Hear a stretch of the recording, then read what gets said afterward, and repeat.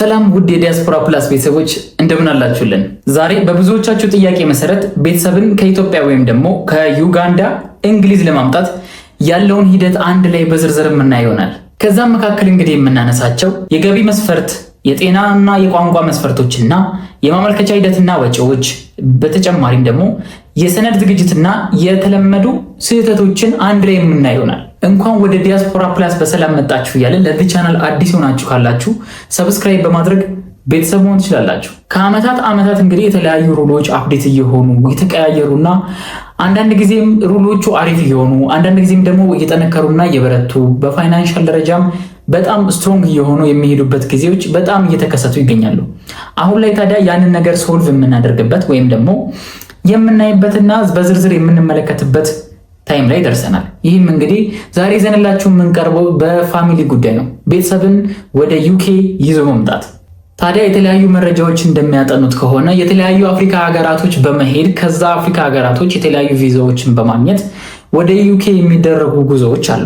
ከኢትዮጵያና ከተለያዩ አፍሪካ ሀገራት ከሚጓዙት ጉዞ ጋር አንድ ላይ እያመጣጠንን እንዴት ወደ ዩኬ ሙሉ ፋሚሊያቸውን ሙቭ እንደምታደርጉ ስቴፕ ባይ ስቴፕ እንነጋገራለን ማለት ነው። በመጀመሪያ ደረጃ የምናየው እንግዲህ ከአንድ ቦታ ወደ አንድ ቦታ ሙቭ ለማድረግ በጣም ይከብዳል።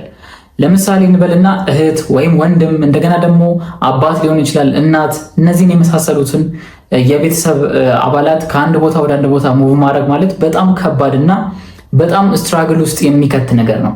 ሆኖም ግን አንዳንድ ሰዎች ተሳክቶላቸው ወይም ደግሞ እህቴን እንኳ መጣወት፣ ወንድሜን እንኳ መጣወት፣ አባቴን እንኳ መጣወት፣ እናቴን እንደዛ እያሉ ሲነግሯችሁ ትሰማላችሁ።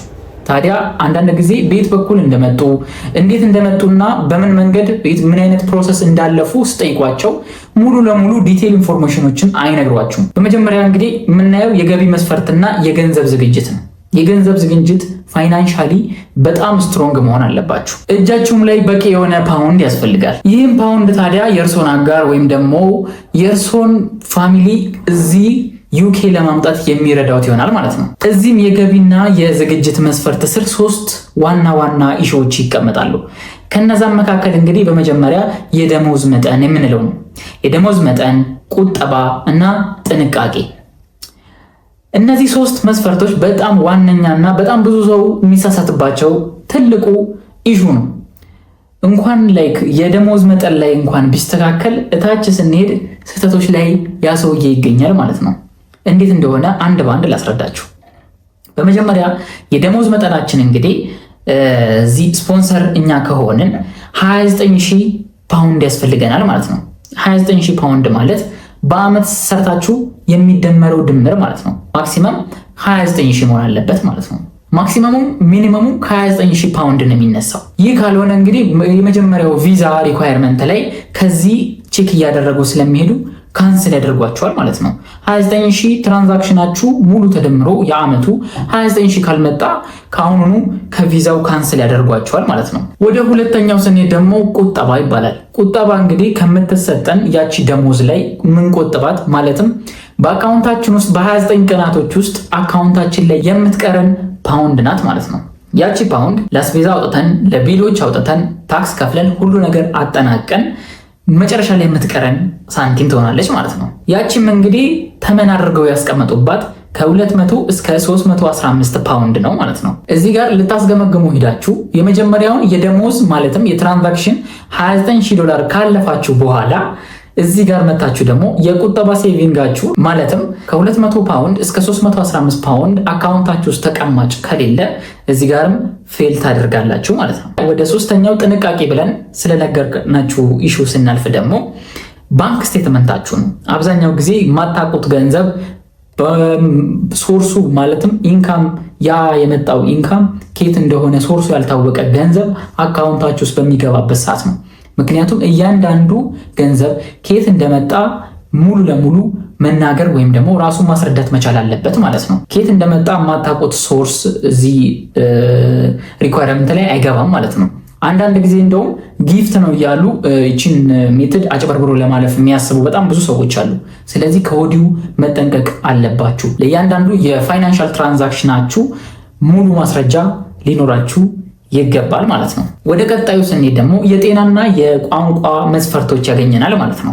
እዚህ ጋር ሁላችሁም የምታውቁት ነገር ነው። የቲቪ ምርመራ ላይ ያላቸው አቋም በጣም ሃይ ነው። ስለዚህ ምርመራ የምታካሂዱት ኢትዮጵያ ለምትገኙ በአቃቂ ቃሊቲ አካባቢ ከሚገኘው የአይኦኤም የጤና ድርጅት ሂዳችሁ ተመርምራችሁ ማግኘት ትችላላችሁ። በዩጋንዳ የምትገኙ ደግሞ ካላችሁ እዛው አሪፍ የሆነ ወይም ደግሞ ኢንተርናሽናል የሆነ ክሊኒክ ኦር ደግሞ የጤና ተቋም ሂዳችሁ ይህን ነገር ማግኘት ትችላላችሁ ማለት ነው። ይሄ ነገር የሚያገለግላችሁ ለ6 ወር ብቻ ነው። እዛ ሪኳየርመንት ላይ ለ6 ወር ብቻ እንደሚያገለግላችሁ ጽፈውላችሁ አስቀምጠውላችኋል ማለት ነው። ስለዚህ ይህንን ፕሮሰስ በምታደርጉበት ጊዜ ልክ 3 ወር አጋማሽ ሲቀራችሁ ድጋሚ መመርመራችሁን ማለትም እንደተጠባባቂ ከ3 ወር በኋላ ድጋሚ መመርመራችሁን መርሳት የለባችሁ ማለት ነው። እዚሁ ስር ደግሞ ወደ ቋንቋችን ስንገባ ለቤተሰብ ቪዛ ላይፍ ስኪል ኤዋን የምንለውን ፈተና መናገርና ማዳመጥ ሊሆን ይችላል። እነዚህ ፈተናዎችን ኮምፕሊት አድርጋችሁ ነው በጣም ይከብዳል ይሄ መናገርና ማዳመጥ የሚሉት እና ፕሮፐርሊ አዳምጣችሁ ያንን ፈተና ለመስራት መሞከር አለባችሁ ማለት ነው። ያንን ፓስ ካደረጋችሁ በኋላ ለዚህ ሁላ ነገር መንገድ እያቀለለላችሁ ወይም ደግሞ እየጠረገላችሁ ነው የሚሄደው ማለት ነው። ልዩ ሁኔታ ደግሞ ብለው ያስቀመጡት ነገር ቢኖር እነሱ ላይክ ዲግሪያችሁ በእንግሊዘኛ መሆን አለበት። ዛት ሚንስ እዚህ ኢትዮጵያ ከተማራችሁ መስፈርቱ በአማርኛ ለተቀመጡ እያንዳንዱ መረጃዎች ወደ እንግሊዝኛ ኮንቨርት አድርጋችሁ ማሰራት አለባችሁ ማለት ነው ዶክመንታችሁን።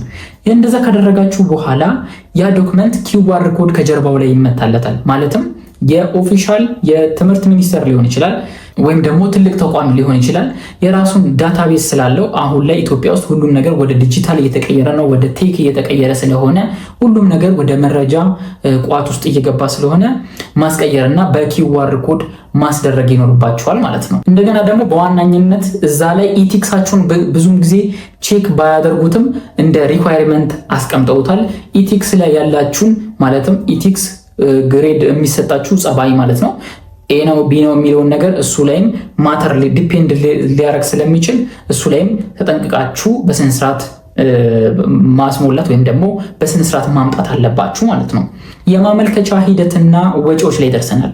ታዲያ እንዴት ነው የምታመልክቱት? ወጪውስ እንዴት ነው የሚለውን ነገር አንድ ላይ ምን ይሆናል ማለት ነው።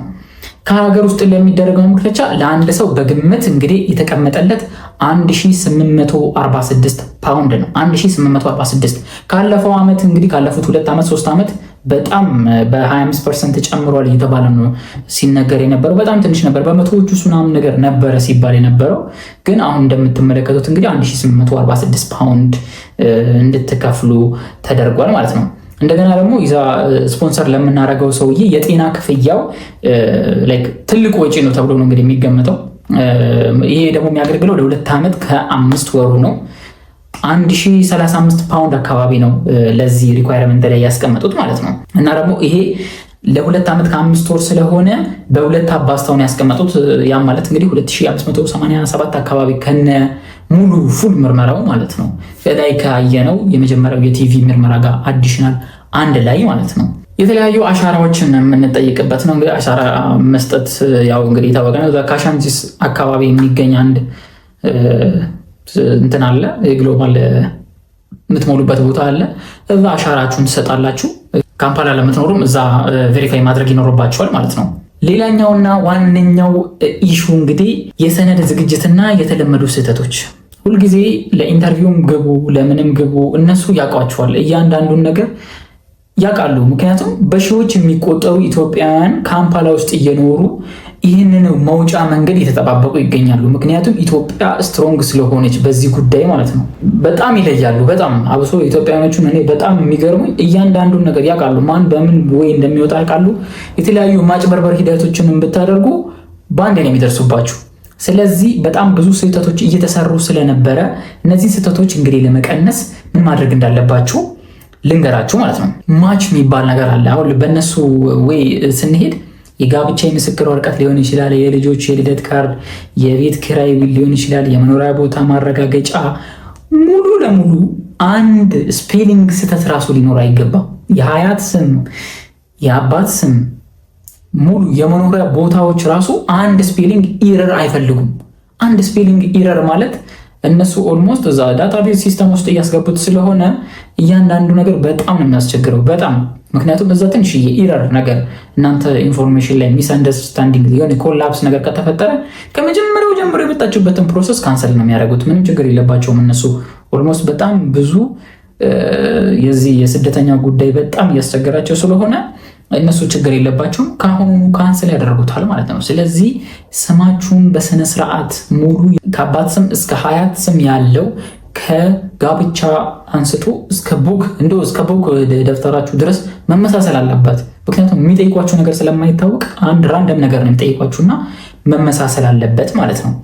ሌላኛው ደግሞ ትርጉም፣ አብዛኛው ሁላችንም ችላ ምንላት ነገር ይችላል። ይህ ትርጉም ደግሞ ቬሪፋይ የሆኑ በጣም ብዙ አሉ። ሜክሲኮም አሉ፣ ልደታም አሉ። እዛ ካምፓላ የምትኖሩ ደግሞ በጣም ብዙ ቦታ አሉ ቬሪፋይ የሆኑ ትርጉም ቦታዎች። ሚስ አንደርስታንዲንግ እንግሊዝኛ ላይ ግራመር ላይ በጣም ብዙ ኮላፕስ የሚፈጥሩ ነገሮችን እየጻፋችሁ እነሱን እያደናበራችሁ ነው ያላችሁት። ላይክ ይመለከቱታል፣ የሚያወራው ሌላ ማሞ ሌላ መታወቂያው ሌላ እየሆነባቸው ነው የተቸገሩ ያሉት። ስለዚህ ትራንስሌት ስታስደርጉ አሪፍ የሆነ ስለእናንተ የሚገልጽ ቬሪፋይ የሆነ 2000 3000 የሚያወጣ ችግር የለውም። እናንተ ውጡ እንጂ ከዚያ ጋር ኖርማል አይደለ? ስለዚህ አሪፍ ቦታ ትርጉም ለማሰራት ሞክሩ። ለምትወጡበት ኢሹ ሊሆን ይችላል። በህጋዊ መንገድ ቬሪፋይ የሆነ በመንግስት እውቅና ካለው ቦታ ለማስተርጎም ሞክሩ ማለት ነው። በቃ የውሸት ሰነድ ስህተት ደግሞ የውሸት ሰነድ ነው። በቃ ያልተማራችሁትን ተማርን እያላችሁ ከ10ኛ ክፍል የ8ኛ ክፍል ግሬድ እያሰራችሁ እንደው ለመውጣት ከሆነ እንደ አበሻ ከሆነ እንደው እርስ በርስም ከተዋወቀን አይቀር ካሰራችሁ አይቀር እስከ ትምህርት ሚኒስቴር ውስጥ ዶሴ ማስቀመጫ ድረስ ነው ማሰራት ያለባችሁ እንጂ ካርድ ብቻ አንጠልጥላችሁ። ኦልሞስት ትምህርት ሚኒስቴር እንግዲህ ያወጣው መረጃ አለ። ሁሉንም ዩኒቨርሲቲዎች ሙሉ ለሙሉ ዳታ እንዲያቀብሉት እየተናገረ ይገኛል። ሁሉንም ትምህርት ቤት ወደ ናሽናል አይዲ እየመዘገበ ስለሚገኝ ሙሉ ዳታቸውን ቋታቸውን አንድ ሰርቨር ውስጥ እያስገባ ስለሆነ የእርሶ ዳታ ወይ ደግሞ የእርሶ ስም ሰርች ሲደረግ ካልመጣ፣ ስለዚህ እዚህ ጋር በጣም ሪስክ አለው። ሁላችሁም ተጠንቅቃችሁ ማድረግ ያለባችሁ ነገር ነው ማለት ነው። እንደ ማጠቃለያ ደግሞ የምነግራችሁ እንግሊዝ ስትደርሱና እንደው የታወቀ ነው የሚቀበላችሁም ሰው እያንዳንዱ ነገር ያውቀዋል፣ ቀጣይ ምን እንደሚፈጠር ያውቀዋል። ግን እናንተም ቀድማችሁ ያንን ሰው ሰፖርት እንድታደርጉ እንድታግዙት በጣም አሪፍ የሆነ አቀባበል አድርገውላችሁ እናንተም ችላ ብላችሁ እንትን እንዳትሉ አሪፍ የሆነ ኢንፎርሜሽን እንዲሆናችሁ እዛ ሲኬድ እንግዲህ ሁሉ ነገር ዲጂታል ነው። እንደገና ደግሞ ኢቪዛ ይሏቸዋል። የተለያዩ ኢሹዎች ስላሉ ሁሉን ነገር ተከታትላችሁ እኛም እዚህ ቻናል ላይ የምንፖስትላችሁ ነው የሚሆነው። እንዴት አድርጋችሁ ኢቪዛ እንደምታደርጉ፣ የት እንደምትገቡ፣ የት እንደምትወጡ ሙሉ ከኢሚግሬሽን ጉዳዮች ጋር የሚወጡ ኢሹዎችን ስለምንሰራኛም እዚህ ላይ ስለምንፖስትላችሁ ሰብስክራይብ አድርጋችሁ መከታተል ብቻ ነው ያለባችሁ፣ ይህንን ጉዳይ ቶሎ ፊክስ ለማድረግ ማለት ነው። ስለዚህ በቤተሰብ ቪዛ የሚመጡ ሰዎች እንግዲህ የመስራት መብት አላቸው። እንደገና ደግሞ የመንግስት እርዳታ ቤኔፊት ማግኘት እንዴት እንደምትችሉ እዛ ገብታችሁ ያመጣችሁ ሰው ላይ ዲፔንድ ከመሆናችሁ በፊት ሳምንትም ዊክም አንድ ወርም ምናምን ከምትቆዩ እነዚህ ነገሮች ከስር እየገደላችሁ ብትሄዱና ለሌላውም ሰው ለመውሰድ አሪፍ እንዲሆንላችሁ የተለያዩ መረጃዎችን ፖስት የምናደርግላችሁ ይሆናል። እንግዲህ እንደሚታወቀው በቤተሰብ ምናምን ነገር የመጡ ሰዎች የመንግስት ፍቃድ ቶሎ ለማግኘት ዝም ብሎ አይገኝም። በጣም ስትራግል በጣም አለው። ስለዚህ ያንን ነገር ፊክስ ለማድረግ ብዙ ኮንሰልት የምናደርጋቸውም ሰዎች እንግዲህ ሁሉ የሚሉን ነገር ይሄንን ነው። ስለዚህ ያንን ነገር ፊክስ ለማድረግ ከአሁኑ መሰራት አለበት ብዬ ይህንን ፕሮግራም ይዘንላችሁ ቀርበናል። እንግዲህ ይህ ዲያስፖራ ፕላስ ነው። በቀጣይ ቪዲዮ እስከምንገናኝ ድረስ የምትፈልጉትን ኢሹ ኮመንት ላይ ያስቀምጡልን። አንድ ባንድ እየገባን እያነበብን ሁሉንም ነገር የምንሰራላችሁ ይሆናል። ለዚህ ቻናል ደግሞ አዲስ የሆናችሁ ካላችሁ ሰብስክራይብ በማድረግ ቤተሰብ መሆን ትችላላችሁ። ይህ ዲያስፖራ ፕላስ ነው። ቸር ሰንብቱ።